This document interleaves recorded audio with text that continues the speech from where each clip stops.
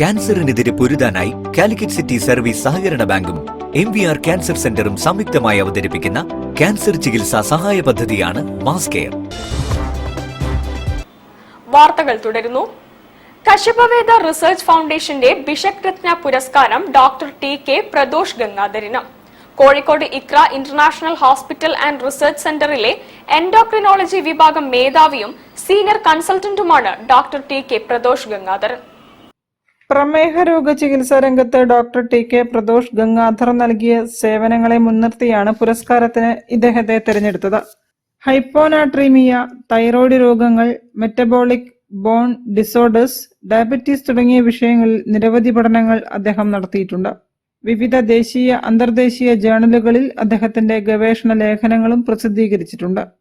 കശ്യപവേദ research ഫൗണ്ടേഷന്റെ നേതൃത്വത്തിൽ നടക്കുന്ന കോഴിക്കോട് അതിരാത്രത്തിലെ വിദ്വൽ സദസ്സിൽ ഏപ്രിൽ 19 പുരസ്കാരം സമ്മാനിക്കും.